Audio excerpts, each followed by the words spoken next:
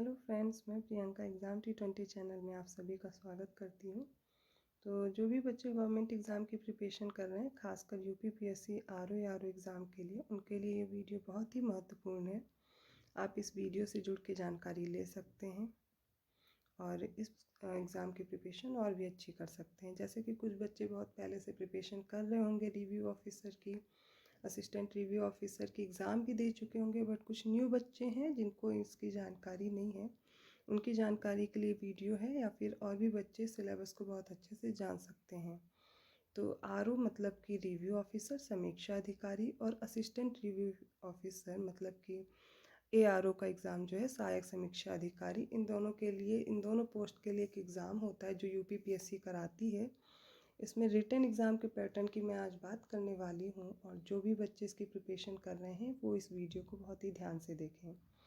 तो प्रारंभिक परीक्षा का जो पाठ्यक्रम है उसके बारे में जानकारी देती हूँ कि ये जो एग्ज़ाम है इसमें 2 पेपर होते हैं। एक ही दिन ये दोनों पेपर होते हैं। जो पहला पेपर है वो सामान्य अध्ययन का है, और जो दूसरा पेपर है वो सामान्य हिंदी का है। आपकी जानकारी के लिए बता दूं कि ये वस्तुनिष्ठ प्रश्न इसमें आते हैं, एमसीक्यू बेस्ड प्रश्न होते हैं। 140 प्रश्न, 140 का पूर्णांक होता है, 2 घंटे का समय आपको दिया जाता है। मैं पहले पेपर की बात कर रही हूँ, सामान्य अध्ययन की। 120 मिनट में 140 प्रश्न आएंगे, प्रत्येक प्रश्न 1 मार्क्स का होगा, और वो उसका पूर्णांक क्या है, 140 मार्क्स का पहला पेपर।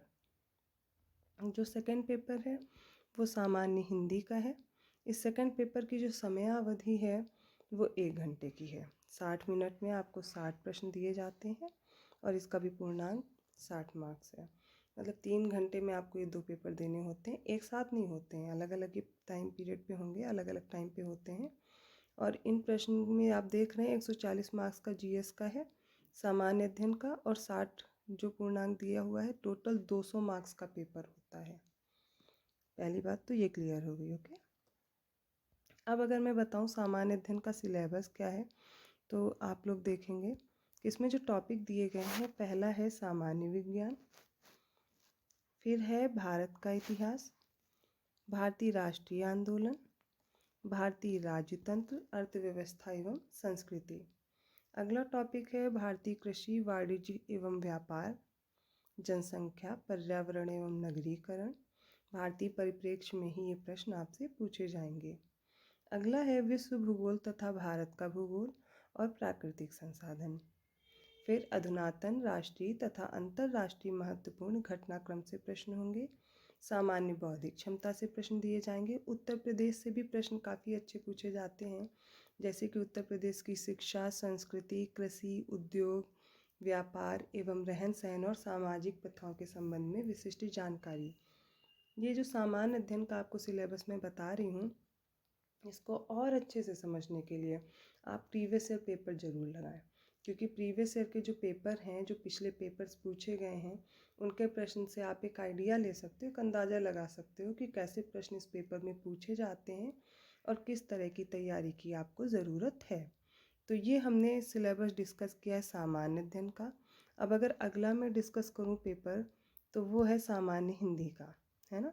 दूसरा प्रश्न पत्र सामान्य हिंदी का होगा, 1 घंटे में 60 प्रश्न आएंगे। अब अगर इनके टॉपिक की बात करूँ तो पहला टॉपिक है विलोम, सेकंड टॉपिक है वाक्य एवं वर्तनी शुद्धि, थर्ड टॉपिक है अनेक शब्दों के लिए एक शब्द, तत्सम एवं तद्भव शब्द, विशेष्य और विशेषण, और फिर है पर्यायवाची शब्द।